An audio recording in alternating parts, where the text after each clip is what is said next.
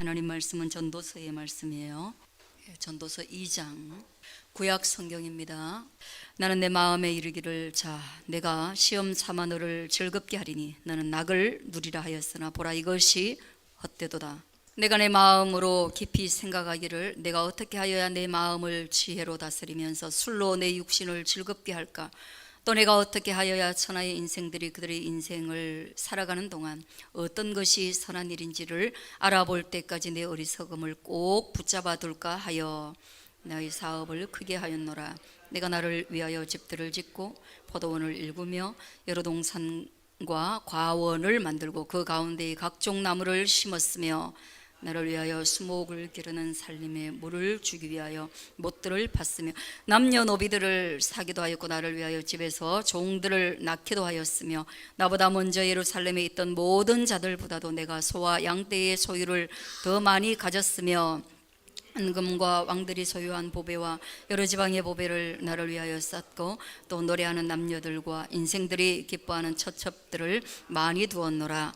내가 이같이 창성하여 나보다 먼저 예루살렘에 있던 모든 자들보다 더 창성하니 내 지혜도 내게 여전하도다.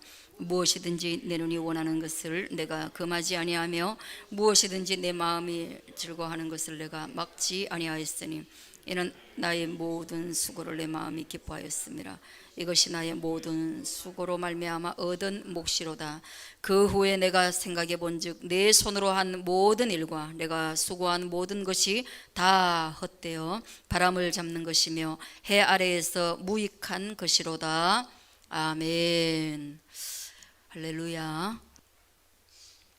여러분, 전도서 1장 지난주의 말씀을 기억하는지 모르겠는데 지혜가 헛되다, 헛되고도 또한 헛되다, 그렇게 우리에게 말씀하고 있습니다. 지혜의 왕이라고 하는 솔로몬이 지혜가 헛되다라고 하니까 실제적으로 참 공부에 너무 많은 시간을 할애하고 있고 지식을 얻기 위하여 엄청난 비용을 쓰고 있는 우리로서는 그것이 쉽게 공감이 되지 않는 그런 내용이죠. 그러나 어쩌면 우리가 정말 지성에 대해서, 정말 삶에 대해서 경험하지 못했고 애써보지 않았기 때문에 어쩌면 멀리 있어서 더 갈구하고 있지 않을까, 그런 생각도 한번 해보았습니다. 우리가 잘 알고 있는 시대의 한 시대를 지성인으로 살아왔던 이어령 교수님의 이 마지막 강의 수업이라는 그 책을 제가 연재된 것들을 계속 읽다가 이번에 출판된 거 잠시 훑어봤는데요. 깊어요. 심오해요. 젊었을 때는 잘 몰랐지만 지금은 굉장히 많이 공감이 되는 그런 내용들이에요. 그럼에도 불구하고 그 지성이 무엇을 우리에게 가져다 줄 수 있을까? 그 지성인의 그 나무 모습은 굉장히 앙상한 겨울 나뭇가지와 같다. 제가 그런 생각을 했었습니다. 이토록 지성이 허무하다라고 말하고 그나마 흠모했던 지성인들의 삶이 앙상하게 흐려져 가도 그래도 사람은 지성을 갈망하는 그 끈을 놓을 수는 없을 것 같아요. 지혜의 왕이었던 솔로몬이 헛되다라고 말해도 그것을 얻는 데는 쉬운 일이 아니다. 왜 그런가 한번 생각해 봅니다. 이유를 성경에서 한번 찾아보았습니다. 에덴 동산 가운데 놓여 있었던 아담과 하와, 모든 만물의 이름을 지으며 본질을 꿰뚫어 볼 수 있었던 아담의 지성, 아담 이후로 어떤 사람도 그만한 지혜와 지성을 가질 수 없었던 하늘에 대한, 땅에 대한, 사물에 대한, 짐승에 대한, 식물에 대한 모든 지각이 뛰어났던 아담. 그러나 그 아담의 지성은 무엇을 갈망하였을까? 사단은 그렇게 유혹했습니다. 선악과를 먹으면 안 된다라는 알미 아담과 하와에게 있었지만 그들의 지성의 갈망은 그 선악과를 먹음으로 말미암아 하나님처럼 지혜롭게 되는데 머물렀다. 우리는 그의 후손이 아닌가? 인간은 그의 후손이 아닌가? 그렇다면 모든 인간은 알에 대한 욕구로부터 결코 자유할 수 없다. 아는 자에 대한 숭배로부터도 결코 자유할 수 없다. 전도서 1장에서 결론을 말하고 있지는 않지만, 그러나 솔로몬이 우리를 끌고 가고 싶은 거기가 어딥니까? 그것은 세상에 존재하는 모든 것에 대한 알미, 한낱 하나님을 아는 지성에 견줄 수 없기에 허무하고 허망하고 무너져 버릴 것이며 사라져 버릴 것이며 바벨탑과 같이 지금은 흔적도 남지 않을 그거라는 얘기예요. 그래서 전도서 1장이 그렇게 마무리되는 것입니다. 저와 여러분이 그것들을 알 수 있게 되어지길 바랍니다. 네, 그래서 우리는 호세아서를 바라보면서 새로운 알에 대해서 한번 하나님 앞에 절실한 마음을 품어봅니다. 무엇을 우리는 알아야 하는가? 내가 2021년에 무지함으로 알지 못함으로 넘어지고 범했던 실수와 오류와 범죄는 어디에 있는가? 2022년이 코앞에 다가와 있고 세상은 성탄의 종소리가 울리고 있고 우리는 이 화려한 성탄보다는 이 성탄을 통하여서 나의 주 나의 예수 그리스도가 이 땅에 오셨기에 대망하고 기다리는 이 시절에 무엇을 알아야 하고 다시금 무엇을 소망해야 되고 다시금 무엇을 추구해야 할까? 호세아서 1장에서 그리고 호세아서 6장에서 그러므로 우리가 여호와를 알자, 힘써 여호와를 알자. 지혜와 지성이 허망한 것이라면, 아무것도 아니라면 아마도 호세아는 그렇게 말하지 않았을 것입니다. 알되 힘을 다하여 그분을 알자라고 우리에게 말하지 않았을 것입니다. 그의 나타나심은 새벽빛같이 어김없나니 비와 같이 땅을 적시는 늦은 비와 같이 우리에게 임하시리라 하니라. 그리고 또한 나는 인애를 원하고 제사를 원하지 아니하며 번제보다 하나님을 아는 것을 원하노라. 하나님 알자. 그리고 또다시 이야기합니다. 1장 19절은 내가 너에게 장가들어 영원히 살되 공의와 정의와 은총과 긍휼히 여김으로 내게 장가들며 진실함으로 내게 장가들이니 네가 여호와를 알리라. 할렐루야. 우리가 어떻게 여호와를 알 것이냐? 하나님과 진실하게 동거하는 것을 통하여서, 결혼하는 것을 통하여서 아는 그 알문, 사랑에 근거한 것이에요. 메마른 지성이 아니라는 거예요. 솔로몬이 허망하다고 했던 그 지성은 그냥 난리지예요. 그냥 지성이에요. 제임스 패커라는 신학자가 있어요. 그는 하나님을 아는 지식이라는 책을 남겼어요. 그 책은 두께가 있지만, 그러나 그 두꺼운 책의 엑기스를 여러분에게 말씀드린다면, 하나님에 대한 개념적 지식을 가지는 것과 하나님에 대해서 이론적 지식을 가지는 것과 하나님의 그 지성과 인격적 관계를 맺는 그 지식은 다르다, 이렇게 말하고 있습니다. 마치 하나님에 대해서 아는 것은 어쩌면 솔로몬이 말했던 것처럼 허망한 헛된 지성이다라고 말하고 있는 것이죠. 그런 하나님과 인격적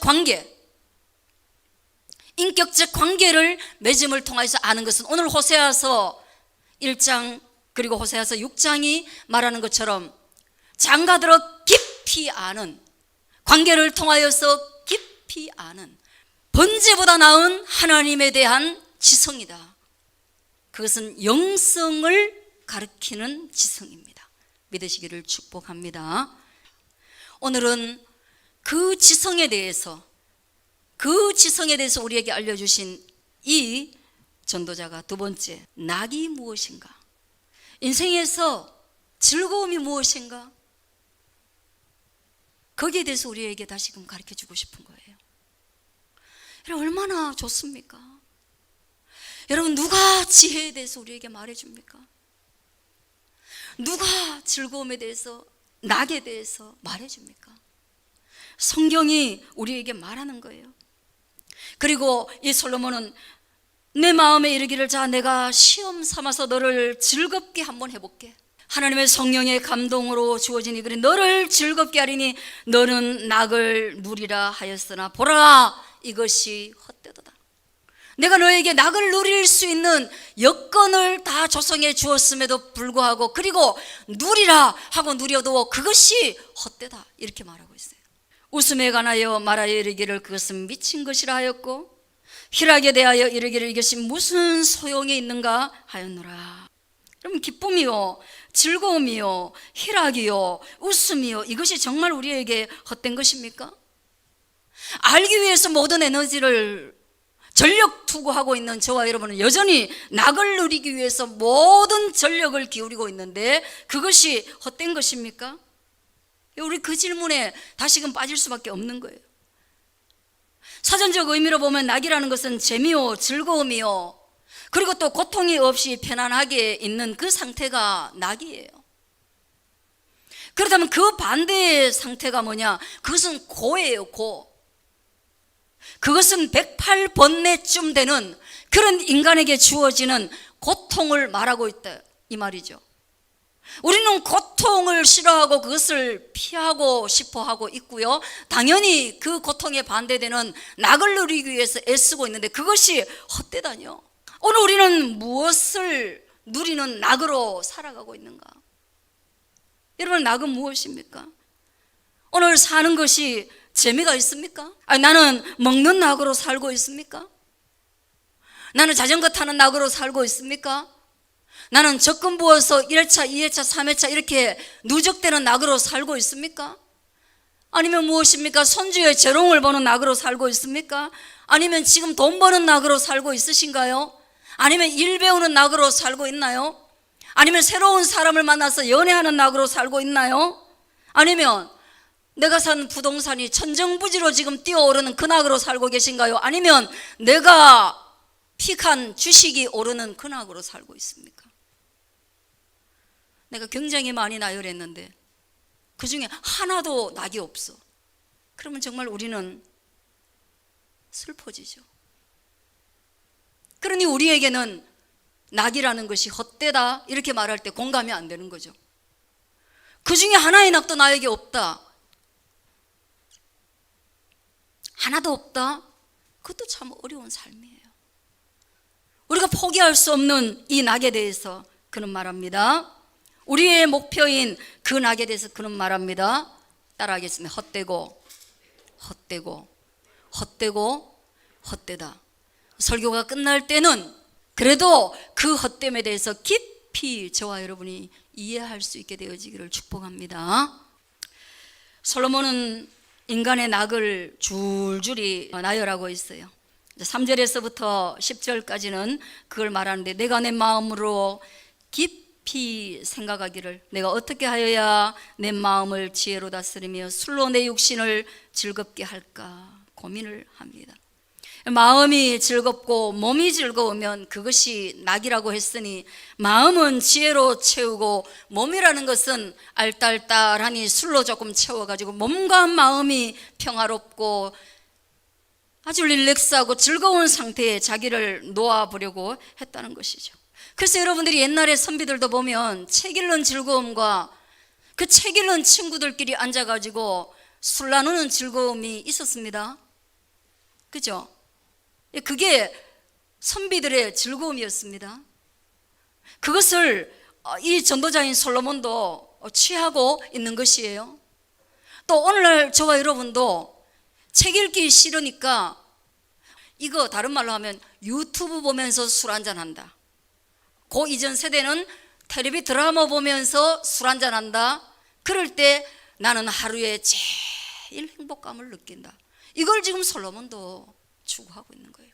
그렇게 한번 해보고, 또 하나 우리가 이제 가기 어려운 거, 3절은 소소한 낙입니다. 소소한 낙이에요. 4절 한번 읽어보면 나의 사업을 크게 한번 해봤다. 사업하는 사람에게 사업의 낙이 뭐겠어요? 쬐끄만하게 맨날 전전긍긍하는 게 낙이겠습니까? 그거 아니잖아요. 뭐예요? 좀 남들보다 크게 하여서 성과를 내는, 거기에서부터 성취감과 낙을 누리는데, 그것을 모두가 다 하고자 해도 할 수 없는데 이 솔로몬은 했다는 거예요. 이 전도자는 했다는 거예요.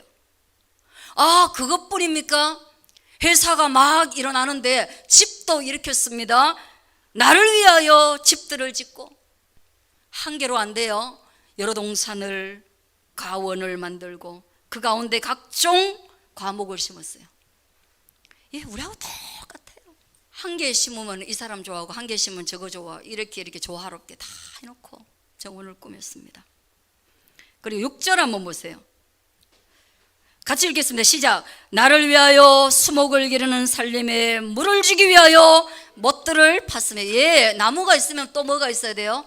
물이 있어야 돼요. 물 없는 나무 그거 뭐 하겠어요? 그래서 우리는 항상 나무와 물이 있는 것을 갈망합니다. 우리가 정말 낙을 누리기 위해서 나무가 있어야 돼요. 물이 있어야 돼요. 그리고 나니까 일이 너무 많아져요.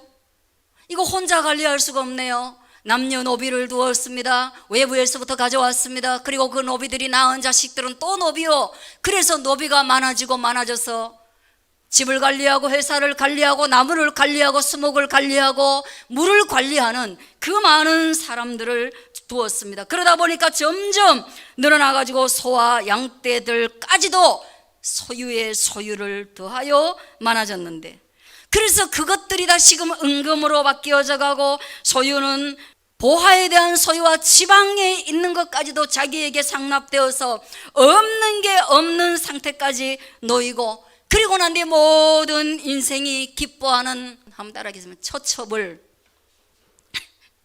많이 두었노라.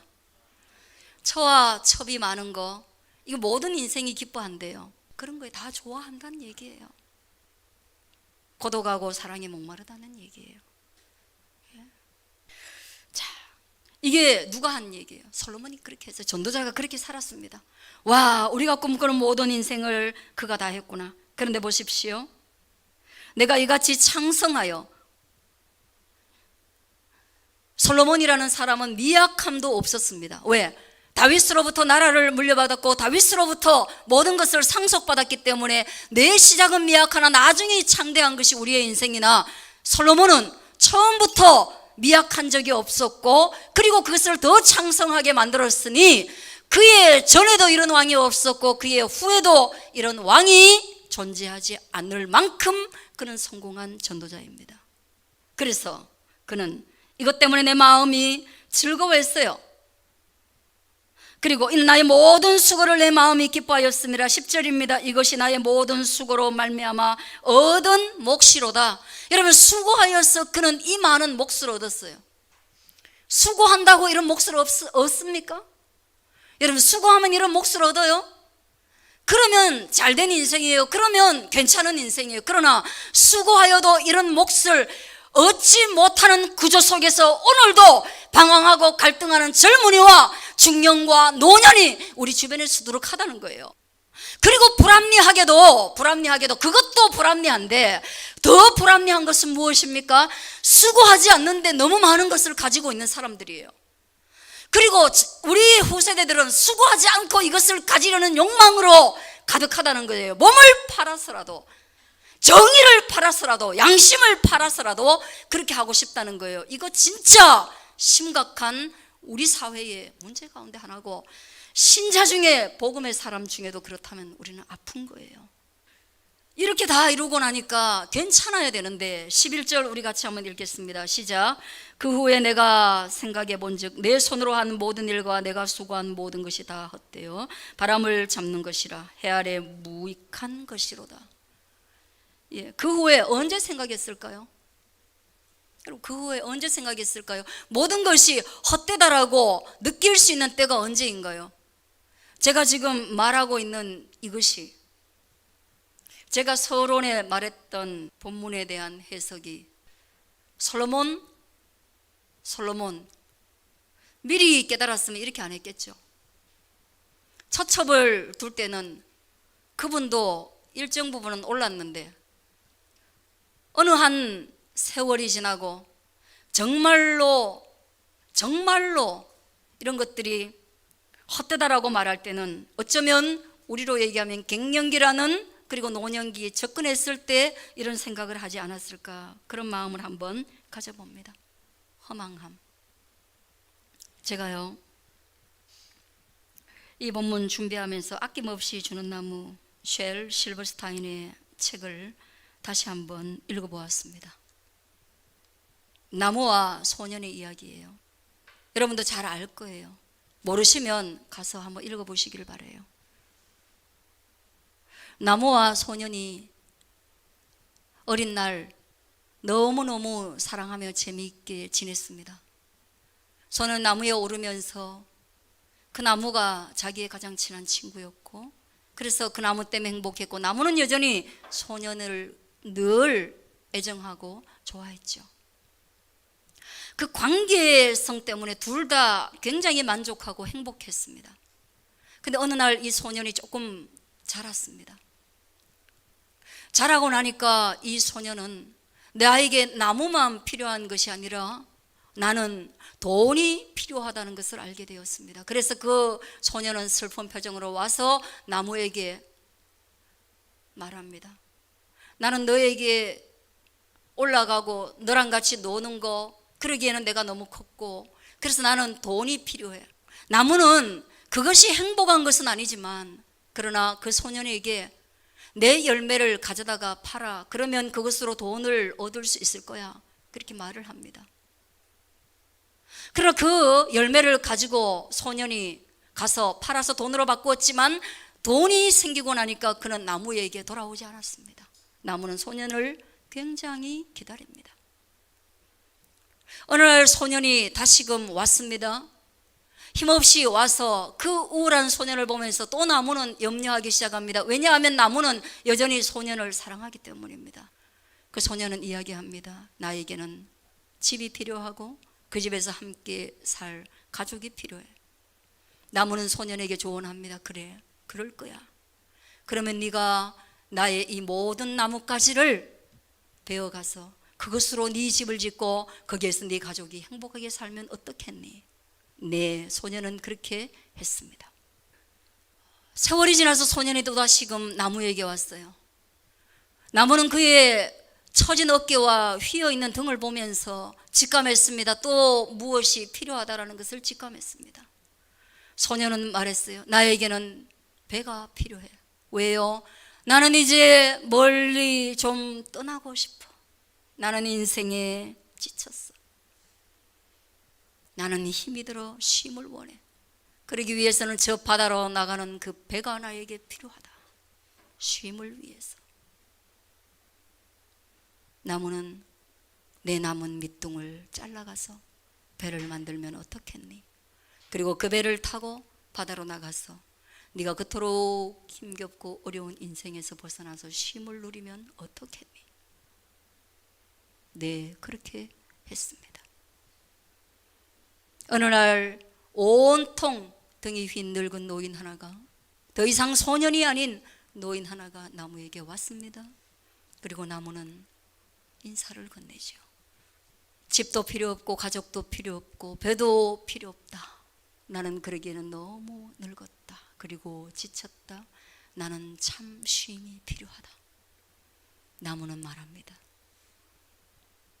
내 둥치에 네 어깨를 기대고 쉬면 어떻겠니? 소년인 노인은 거기에 기대어서 휴식하며 앉았습니다. 그리고 인생의 이런저런 이야기를 나누었지요. 나무는 너무 행복했습니다.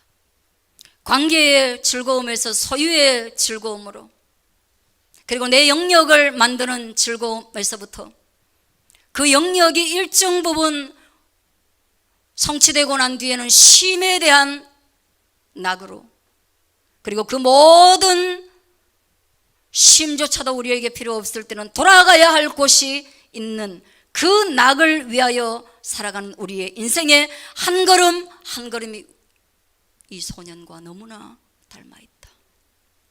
그러나 그 소년의 마지막 그 둥치에 앉아서 쉬고 있을 때 그의 인생의 모든 낙은 무슨 의미가 있는가? 그러므로 오늘 성경은 이야기합니다. 전도자는 말합니다. 그것이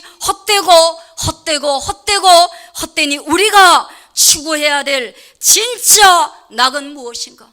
먹든지 마시든지 무엇을 하든지 우리 하나님과 그 예수 그리스도의 영광을 위하여 우리의 낙을 누리는 것으로 우리의 인생의 방향이 바뀐다면 어쩌면 처첩이 많지 않아도 우리는 즐거울 수 있으며, 어쩌면 작은 집에 포도원이 없고 많은 나무들이 없고 연못이 없어도 저와 여러분의 인생은 즐거울 수 있다는 것을 알게 되어지기를 주의 이름으로 축원합니다. 그러므로 쉬지 않고, 그리고 범사에, 그리고 항상 우리가 기뻐하고 즐거워할 수 있는 그 일이 우리 주 예수 그리스도로 말미암아 우리 가운데 주어질 수 있다라는 이 지혜로 가까이 나아갈 수 있도록 하기 위해 인생은 얼마나 허무한 것이며 얼마나 우리가 추구하는 것이 시대마다 나이마다 계절마다 다른지 우리에게 말하고 있습니다.